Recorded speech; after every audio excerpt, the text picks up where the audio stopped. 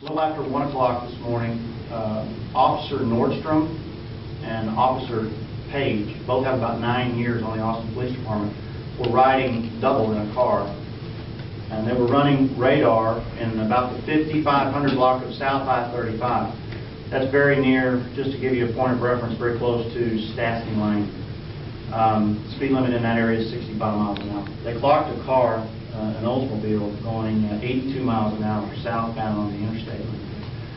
And they got out behind this car. Officer Nordstrom was driving the cruiser and got out behind the car and attempted to make a traffic stop. The car continued to go on southbound on I-35 and passed several opportunities to pull over and stop on the side of the highway on a wide shoulder. Eventually took the Slaughter Lane exit. As soon as the car took the Slaughter Lane exit, the driver pulled over to the right shoulder and came to a complete stop, pulled all the way off the road into the gravel. It was very apparent to the officers at this point that the car was going to comply with the traffic stop. And just as the officers were about to exit the vehicle to approach the driver took off again. They turned on to Slaughter and then turned on to Congress, and now they're going northbound on Congress in about the 9000 block. And they finally pull over near the Valero gas station now out on the road. Officer Nordstrom exits the car, exits his vehicle, and he walks up to the driver's side, and you can see on the videotape that the driver does not comply. The window won't come down. Officer Nordstrom has to open the car door and ask the driver to come out of the car.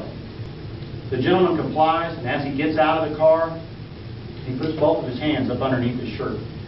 And this alerts Officer Nordstrom, and it makes him very nervous. Officer Nordstrom gets him in front of his car. It's on the videotape, behind the suspect vehicle. You can see this, and asks him to comply to this frisk.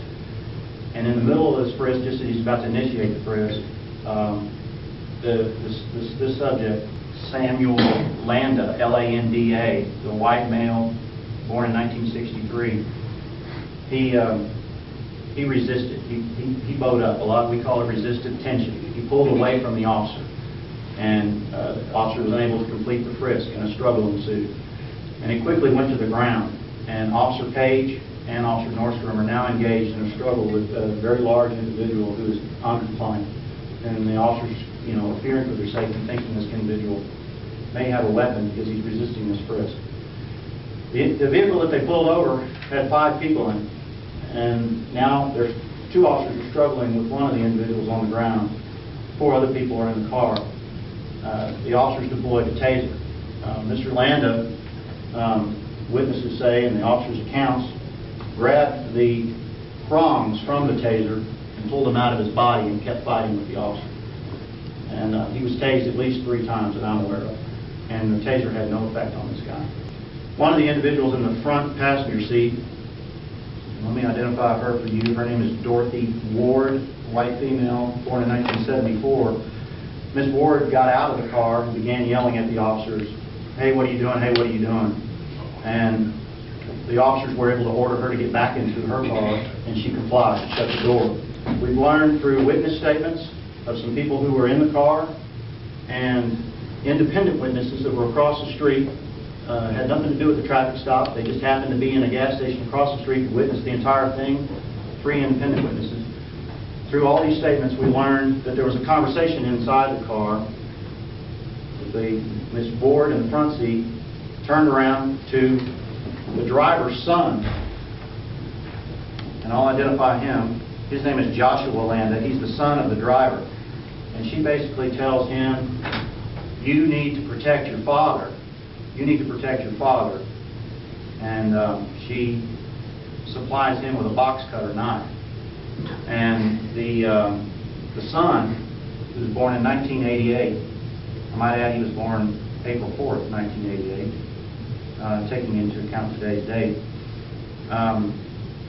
gets the box cutter knife and jumps out of the car and attacks Officer Nordstrom. Officer Nordstrom receives a severe laceration under his left eye in the first attack, and a second, more severe laceration behind his left ear, up on his neck, behind his head. Total 14 stitches required to close these wounds. And Officer Nordstrom is extremely lucky and showed, both Officer Nordstrom and Officer Page showed a tremendous amount of restraint in dealing with these individuals. The officer was treated and released at South Austin Hospital.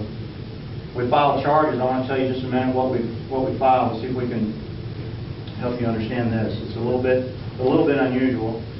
The driver, Samuel Landa, was charged with assault on a peace officer, as was Dorothy Ward, assault on a peace officer. Basically, this is because she's supplying the weapon and encouraging the assault. And Joshua Landa is charged with aggravated assault on a peace officer. This is a first-degree felony, and that's punishable by 5 to 99 years, up to a $10,000 fine. The other two are third-degree felonies and are punishable between 2 and 10 years.